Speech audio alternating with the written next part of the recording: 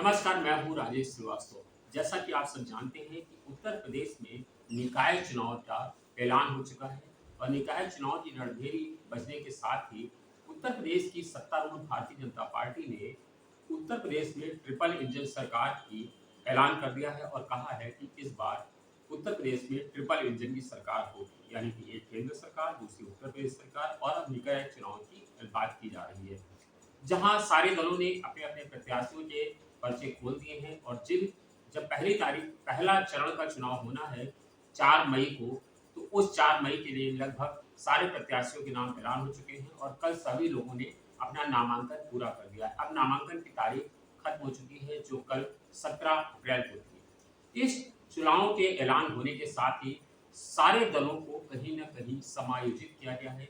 जितने भी राजनीतिक दल हैं, उन्होंने हर वर्ग को, चाहे वो ब्राह्मण हो, चाहे ठाकुर हो, चाहे वो अनुसूचित जाति हो या पिछड़ा वर्ग हो, हर दल के लोगों को संतुष्ट करने का प्रयास किया है। इस बार ये बात ज़रूर हुई है कि किसी ने महापौर दल के लिए अपने पिछला प्रत्याशी को नहीं रिपीट किया है, सभी ने नया चेहरा लेकर के सामने आए हैं। ऐसे में एक वर्ग ऐसा है जो बेहद निराश है, बेहद मायूस है और वो संख्या उसकी उतनी ज़्यादा है, लेकिन उसके बावजूद एक वर्ग ऐसा है जो इन निकाय चुनाव के प्रत्याशियों के ऐलान के साथ अपने को असहज महसूस कर रहा है। उसे नहीं मालूम कि उसके साथ ये अन्याय क्यों हो रहा है और ये पहली बार नहीं हुआ है, हर बार होता है।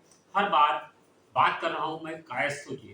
कायस्थ समाज हर बार चला जाता है, चाहे वो सत्तारूढ़ भारतीय जनता पार्टी के द्वारा हो, चाहे वो समाजवादी पार्टी हो। जब भी जिसकी सरकारें होती हैं, कायस्थ समाज उसकी ओर मुँह ताकता है और हर बार उसे निराश, मायूस होकर के फिर जिस दल की सरकार होती है उसके साथ खड़ा होना पड़ता है। इस बार कायस्थ समाज के एक वरिष्ठ नेता जो लंबे समय से कायस्थ समाज की राजनीति कर रहे हैं और भारतीय जनता पार्टी से जुड़े हैं, हमारे साथ हैं वरिष्ठ भारतीय जनता पार्टी के नेता हृदय नारायण श्रीवास्तव। आज हम उनसे जानेंगे, समझेंगे कि निकाय चुनाव में इस बार कायस्थ क्या करेगा?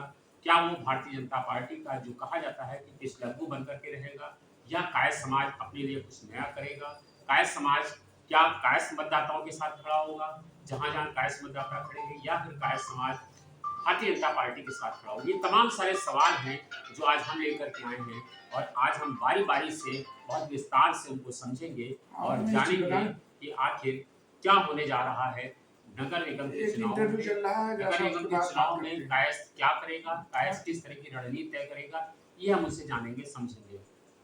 सर नमस्कार। नमस्कार भैया बताएं। सर उत्तर प्रदेश में कायस्थ को लेकर के निकाय चुनाव में बड़ी मायूसी हुई है। इसको आप किस तरह से देखते हैं? ये बिल्कुल सही है जो आपने प्रश्न उठाया कि बहुत छोटे छोटे दल, चाहे राजभर हों, चाहे वो केवट वाले हों, चाहे अन्य छोटे छोटे दल हैं जिनकी कोई संख्या नहीं है, लेकिन उनको तरजीह दी जा रही है। लेकिन जो समाज का एक बुद्धिजीवी वर्ग है, जो राष्ट्रहित सोचता है, विकास की बात करता है, उसको इग्नोर किया गया है पूरी तरीके से। ये बहुत ही निंदनीय और सोचनीय है। सर हमारी एक भारतीय जनता पार्टी के नेता से कल बात हो रही थी, संगठन में ही है। उनसे जो हमने ये बात कही कि कायस्थ समाज को आप लोगों ने फिर से खारिज किया। पूरे लखनऊ में आप जैसा भी आपसे बात हो रही थी, आपने कहा 3.5 लाख करीब मतदाता हैं। उसके में और लखनऊ में 110 वार्ड हैं, सिर्फ 2 प्रत्याशी। पूरे उत्तर प्रदेश से मेयर का 1 प्रत्याशी। तो उन्हें हमने पूछा कि कायस्थ आपके साथ जाएगा? तो उन्होंने कहा कायस्थ हमारे साथ नहीं जाएगा तो कहाँ जाएगा? ये एक्चुअली भारतीय जनता पार्टी के साथ जाने की बात नहीं है। मेरा मानना है कि जो कायस्थ समाज है पूरे देश में, जिसकी भागीदारी लगभग 7% है, चाहे वो बंगाली हो, मद्रासी हो, उड़ीसा का हो, सभी कायस्थ एक हैं। चाहे सुभाष चंद्र बोस रहे हों, चाहे साथी सुख भटनागर रहे हों, चाहे महर्षि महेश योगी रहे हों, चाहे समाज के सुधारक स्वामी विवेकानंद जी रहे हों, इन सब लोगों ने देश के हित में हमेशा सोचा है। आज भी चूंकि सबसे ज्यादा प्रबुद्ध वर्ग का एक वर्ग है, जिसको हम न ब्राह्मण कह सकते हैं, न ठाकुर कह सकते हैं, न क्षत्रिय कह सकते हैं, न शूद्र कह सकते हैं, लेकिन इन सब का समन्वय कायस्थ ही करता है। और सभी जातियां कायस्थों पर ही विश्वास करती हैं, चाहे गांव का हो चाहे शहर का जी सर। लेकिन सर ये जो कहा जा रहा है कि कायस्थ मतदाताओं को तरजीह देंगे, तो कायस्थ क्या इस बार भाजपा साथ खड़ा होगा कि जहाँ-जहाँ पर कायस्थ है, कायस्थ समाज उनके साथ खड़ा होगा? हो। देखिए, मैंने आपसे एक बात कही कि चूंकि कायस्थ जो है वो देश के प्रतिष्ठा और देश के हित की बात करता है, विकास की बात करता है, चाहे वो कोई भी पार्टी हो, पार्टी की बात ही नहीं करते। कभी हम कांग्रेस के साथ थे जब लाल बहादुर शास्त्री जैसा आदमी ने 18 महीने में पूरे देश को हिला कर रख दिया। आज मोदी ने जो देश की स्थिति को विदेशों में, यहाँ तक कि मतलब एक आज इतना झंडा खड़ा कर दिया देश का, राष्ट्रगुरु बनाने की बात कर रहे हैं, तो कायस्थ जो है वो समाज के हित के लिए जो भी करेगा हम उसके साथ हैं। ये बात मैं मानता हूं कि उन्होंने हमें इग्नोर किया है। महापौर 17 हैं पूरे यूपी में, देश का सबसे बड़ा प्रदेश है, लेकिन एकमात्र गोरखपुर में उन्होंने दिया। लखनऊ जैसे शहर में जो उत्तर प्रदेश की राजधानी है, यहाँ पर शुरू से जनसंघ की जब स्थापना हुई तो केवल कायस्थ और बनिया दो ही कौमें थे जिन्होंने जनसंघ की स्थापना की थी। और उसमें प्रथम महापौर लखनऊ का बाबू राजकुमार जी जो पीर थे, और डॉक्टर उसके बाद पद्मश्री डॉक्टर एस सी राय 10 वर्ष यहाँ में रहे। हमारा कहने का मतलब ये एक ऐसा शहर था जहाँ लोग उसको देखते हैं, यहाँ विदेशों से, देश से, बाहर से लोग, बहुत बड़े बड़े लोग आते हैं, तो क्या उनके लिए योग्य व्यक्ति नहीं चाहिए? प्रथम नागरिक होने के नाते सबसे पहले उसी को, उनसे उनका स्वागत करना, वही उसी को मिलना। तो ये इग्नोर किया गया है, इसका कायस्थों में बहुत बड़ा रोष है। और वास्तव में ये सच है, सबको बढ़ाएं आगे, सबका विकास करें, लेकिन बुद्धि को किनारे करके नहीं किया जा सकता। ये मेरा अपना मानना है। हम बीजेपी को नहीं, हम राष्ट्रहित में जो काम हो रहा है उसमें साझीदार हैं और उनको वोट देने की कोशिश करते हैं। सर, राष्ट्रहित में समाजवादी पार्टी, कांग्रेस, बहुजन समाज पार्टी, इन लोगों ने जो कायस्थ समाज को उतारा है उस पर आप क्या कहेंगे?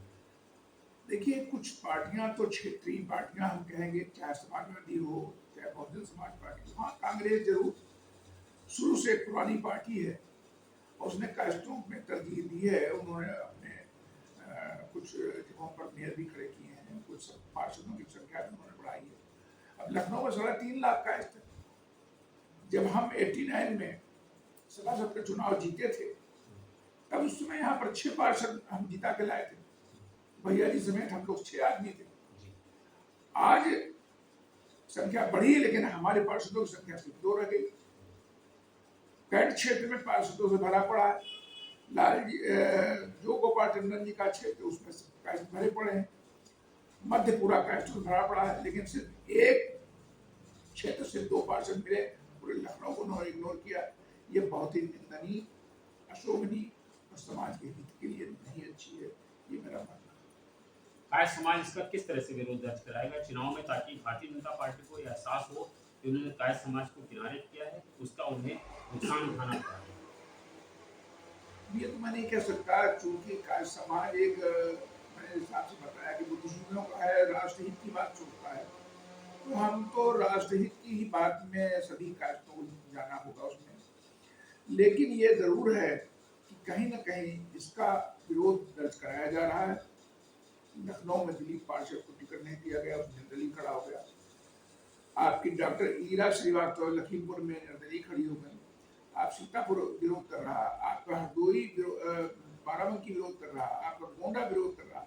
जहां जहां कायस्थ को टिकट नहीं दिया, वो अपना आक्रोश तो व्यक्त करेंगे। अब किस तरीके से करेंगे ये मैं नहीं कह सकता, लेकिन चूंकि भी अभी हमारी बात नहीं हुई, कहीं तो बात है। अयोध्या में भी 4 टिकट दिए गए हैं, वहां पर मेयर की बात मांगी जा रही है। शायद हो सकता है कमलेश को वहां पर मेयर का टिकट। सर, आप कह रहे हैं कि राष्ट्रवादी पार्टी के साथ लोग खड़े हुए, भारतीय जनता पार्टी के साथ। कायस्थ बुद्धिमान है, कहीं ये बुद्धिमत्ता उसके लिए घातक तो नहीं होगी कि जितनी जिसकी हिस्सेदारी, जिसकी जितनी भागीदारी उसकी उतनी हिस्सेदारी? ये एक नारा है राजनीतिक दलों का, और कायस्थ समाज हिस्सेदारी के बावजूद उसको भागीदारी नहीं मिलती है। अगर ऐसे ही लोग राष्ट्रवाद के साथ खड़े रहे, राष्ट्रवाद का नारा जपते रहे, तो कायर समाज जो आज राजनीति में है वो और हाशिए पर नहीं आ जाएगा? आपको ऐसा नहीं लगता है? देखिए, मैंने जैसे बताया कि एक बुद्धिजीवी और उच्च सोच का वर्ग है कायस्थों का। देश में सबसे ज्यादा देश रत्न कायस्थों को मिले। सर, जब हिस्सेदारी नहीं मिलेगी तो बुद्धिमत्ता हम कहाँ प्रकट करेंगे? शिक्षा का क्षेत्र है, चिकित्सा का क्षेत्र है, लेखन का क्षेत्र है, बहुत सारे क्षेत्र हैं जहाँ पर हम काम कर सकते हैं। लेकिन चूंकि हमारी एक वर्ग जो था वो केवल लिपिक से वर्ग से लेकर के IAS वर्ग तक रहा। हम राजनीति में रहे, बहुत उच्च पदों पर रहे, लेकिन आज हमारी जो गिरावट राजनीतिक आई है उसके लिए हम चिंतित हैं और इसके लिए कहीं ना कहीं विरोध जरूर दर्ज किया जाएगा, ये मेरा अपना मानना है। किस तरीके से होगा, जैसे लोग निर्दलीय खड़े हो रहे हैं तो उससे भारतीय जनता पार्टी का नुकसान होगा, मंजूर है। आप एक अखिल भारतीय कायस्थ महासभा एक जैसा संगठन है जिसके आप प्रदेश अध्यक्ष हैं। ऐसे लंबे समय से आप कायस्थ समाज की राजनीति कर रहे हैं। कायस्थ संगठन बहुत सारे हैं। कहा जाता है अखिल भारतीय कायस्थ महासभा में भी कई सारे भाग हो गए हैं। ऐसे चित्रांश महासभा, चित्रांश वंशज महासभा, कायस्थ अंतर्राष्ट्रीय, ऐसे तमाम सारे संगठन हैं। अगर उत्तर प्रदेश की बात करें, उत्तर प्रदेश में लगभग दर्जन भर कायस्थ संगठन है। फिर ये कायस्थ संगठन किसके लिए काम कर रहे हैं? एक्चुअली सबसे लगभग 140 वर्ष पुरानी अखिल भारतीय कायस्थ महासभा है, रजिस्टर्ड है, लेकिन कुछ अपने निजी स्वार्थों, राजनीतिक स्वार्थ में कहूँगा, राजनीतिक स्वार्थ के लिए इसको किसी ने तोड़ दिया। आज वो हर वर्ग चाहता है कि मेरी राजनीतिक भागीदारी हो, इसलिए भिन्न भिन्न जगहों पर तमाम सारे संगठन खड़े होता है। और इसकी पहचान ऐसा नहीं है कि पहचान नहीं है, आदिकाल से है। हमारे योगी जी ने अभी गोरखपुर में 1,70,00,000 रुपया चित्रकूट मंदिर को दिया है और वहाँ से ही उन्होंने एक मेयर का चित्र डॉक्टर राष्ट्र को दिया। तो ये सब नहीं है, लेकिन ये है कि इसके लिए संघर्ष करना पड़ेगा सामूहिक रूप से। तो विभिन्न संगठन है, अब वो ये बात समझ रहे हैं कि जब तक हम एक नहीं होंगे, क्योंकि लोग हमें कहते हैं अरे वो तो ये है, वो तो ये है, वो संगठन है, ये संगठन है, तो जब तक ये हम लोगों को एकजुटता नहीं है, जो हम प्रयास कर रहे हैं। अब हमने उत्तर प्रदेश का अध्यक्ष उमेश कुमार श्रीवास्तव, रिटायर्ड IG को बनाया है और वो बेचारे पूरे प्रदेश भर में जिलों जिलों दौरा कर रहे हैं। आज बहुत अच्छी संगठन हमारे खड़ा हो रहा है और आगे आने वाले 2024 वाले चुनाव में इसके पहले ही हम अपना एक ऐसा संगठन खड़ा करेंगे जो लोगों को लगेगा कि हाँ ये मजबूत संगठन, इसको राजनीतिक भागीदारी देनी चाहिए। आपके संगठन ने या कायस्थ समाज के संगठनों ने मिलकर के क्या किसी मेयर के लिए किसी कायस्थ प्रत्याशी की मांग की थी? हाँ, हमने मांग की थी लखनऊ से।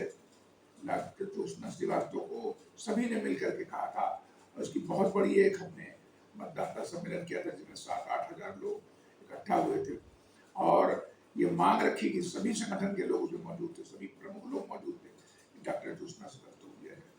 और उसका आश्वासन भी हमें राजनाथ सिंह से लेकर के जितने भी लखनऊ के विधायक थे, जितने नेता थे, सबने दिया था कि इनसे अच्छा कैंडिडेट कोई नहीं है। फिर भी आखिरी वक्त में उनका नाम हटा करके और सुषमा जी का नाम दिया गया, जो एक पर्वतीय क्षेत्र से आती है, गोरखपुर, वहाँ देहरादून की रहने वाली है, लेकिन यहाँ पुराने कार्यकर्ता हैं, उनका नाम आ गया है तो हम लोग काम करेंगे। लेकिन ये है कि कायस्थों के लिए भरपूर हम लोगों ने कोशिश की थी, जो उतना वो मिला नहीं, इसका हमें अफसोस है। एक अंतिम सवाल, लखनऊ में, इलाहाबाद, गोरखपुर और प्रयागराज, ऐसे कई सारे, कानपुर, ऐसे कई, बरेली, ऐसे कई क्षेत्र हैं जहाँ पर कायस्थों की संख्या बहुत ज़्यादा है। तो इन कायस्थों की संख्या के बावजूद कायस्थों को हिस्सेदारी नहीं पा रही। आप लोग ऐसी कोई रणनीति बना रहे हैं कि आगे आने वाले समय में चुनाव या चुनाव के बाद मुख्यमंत्री से मिले, या फिर कोई एक ऐसे सारे लोग मिल करके, सारे संगठनों के लोग एक साथ खड़े होकर के मुख्यमंत्री से या फिर राज्यपाल से मिलकर के एक मांग करें कि हाँ कायस्थ समाज को उचित भागीदारी मिलनी चाहिए, या कायस्थ समाज कोई ऐसा आंदोलन करेगा ताकि वो अपना वजूद साबित कर सके? क्योंकि आप कह रहे हैं निश्चित रूप से चिकित्सा है, स्वास्थ्य है और शिक्षा है जहाँ हम अपनी काबिलियत सिद्ध कर पा रहे हैं, लेकिन सर सियासत ऐसी है जहाँ से ताकत मिलती है, ऊर्जा मिलती है, तभी समाज को ताकत मिलती है, समाज आगे बढ़ पाता है। ऐसा कोई मंच आप तैयार करेंगे, ऐसा कोई आंदोलन करेंगे, जिसको लेकर के पूरे समाज के लोग जाने कि हाँ, कायस्थ समाज वास्तव में अब जाग चुका है। इसके लिए प्रयत्नशील हैं राजेश जी, और बहुत कुछ इसमें काम हम कर चुके हैं, और सभी संगठनों को एक करने की जो हमारी मुहिम है वो सफल हो रही है। जैसा कि हमने बताया कि अभी डॉक्टर ज्योत्सना के लिए हम लोगों ने सभी संगठनों ने लखनऊ में मिल करके एक आवाज़ उठाई थी, लेकिन भविष्य में टिकट नहीं उन्हें मिला है। लेकिन इसके लिए हम सब लोग मिल करके, राज्यपाल तो प्रमुख है, लेकिन मुख्यमंत्री या अन्य पार्टियों के जो प्रमुख हैं उनसे हम मिलेंगे। कोई जरूरी नहीं कि हम भारतीय जनता पार्टी में ही जाएं, हम समाजवादी में भी जाएंगे, हम बहुजन समाज पार्टी में भी जाएंगे। हम कोशिश करेंगे कि सभी दलों में उचित भागीदारी कायस्थों की हो, तभी देश का भी कल्याण होगा, समाज का भी कल्याण होगा। ये मेरा अपना मानना है। जी, ये थे हृदयनारायण श्रीवास्तव जी, जिनसे हमने समझा। उनका यह कहना है कि अब कायस्थ समाज जाग चुका है और आगे आने वाले समय में तो सारे संगठन मिल करके अब हर दल के पास जाएंगे और जो दल कायस्थ समाज को सबसे ज़्यादा तरजीह देगा वो उसी के साथ खड़े होंगे। लेकिन फिलहाल अभी भारतीय जनता पार्टी के साथ हैं, क्योंकि उनका ये मानना है कि राष्ट्रवादी पार्टी होने के साथ कायस्थ बुद्धिमत्ता से जुड़ा हुआ है, इसलिए वो सत्तारूढ़ दल के साथ जुड़ा है। लेकिन उसकी निष्ठा सत्ता के साथ नहीं है, उसकी निष्ठा राष्ट्रवाद के साथ है, और राष्ट्रवाद का नारा फिलहाल भारतीय जनता पार्टी दे रही है, इसलिए वो देश के साथ खड़े हैं। उनका ये कहना है कि क्षेत्रीय पार्टियां हैं और कांग्रेस अभी फिलहाल उतने वजूद में नहीं है, लेकिन आगे आने वाले समय में वो कांग्रेस समेत सभी दलों में अपनी हिस्सेदारी मांगने जरूर जाएंगे। धन्यवाद।